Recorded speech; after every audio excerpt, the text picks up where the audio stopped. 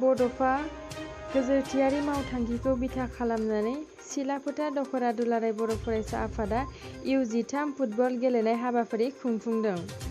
सिलाफोथा दख'रायावबो दख'रानि सिङाव थानाय 13 बोसोरारि बैसोनि सिंनि उन्दै उन्दै गथ'फोरखौ लानानै जोलुर गेलेनाय हाबाफारिखौ खुंफुंदों।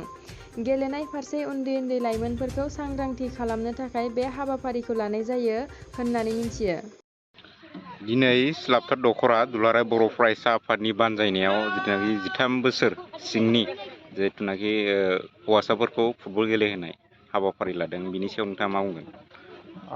जों गिबियावनो दिनै सिलाफोथा दख'रानि गुबुन गुबुन गामिनिफ्राय फैनो हानाय जों फंबायमोनखौ जों साबायखर बावगोन। बिथांमोना जोंनि सिलाफोथा दख'रा दुलाराय बर' फरायसा आफादा खावलायनाय लेखा दिनै फैनानै जोंहा 13 बोसोर बैसोनि उन्दै गथ'फोरखौ जोंहा सेलेक्सन खालामनाय दंमोन।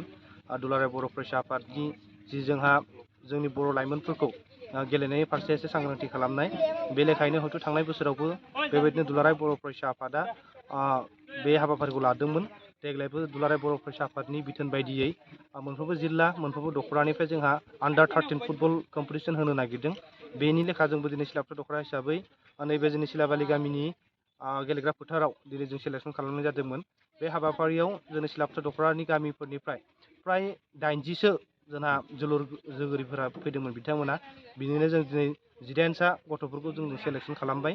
थांनाय बोसोराव जोङो सिलाफोथा दख'रा हिसाबै जोंनिया धेमाजि जिल्लायावनो सेकेन्ड रानार्स आप जादोंमोन। जों आसा खालामदों देग्लाय हयथ' जोंना फार्स्ट रानार्स आप जानायजों लोगोसे डिस्ट्रिक्टआव जोंहा गोबां जोंनि उन्दै फंबायमोना जोंहा सेलेक्सन जायो, जों बेखौ हास्थायदों।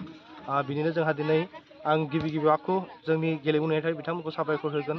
आंनि दख'रानि मावथि बिथांमोनखौ आं साबायखर होगोन। बिथांमोना जे एथबां अखानि बोथोरावबो फैनानै जोंनि गथ'फोरखौ माखासे थुलुंगा होनाय हाबाफारिखौ लाबाय, बिनि थाखाय आं रोजा रोजा साबायखर होगोन। दा बे बिथिं फारसे जोंहा गेलेमु नेहाथारि दं, आं बिथांमोनखौनो माखासे खोथाखौ बुंनो खावलायगोन।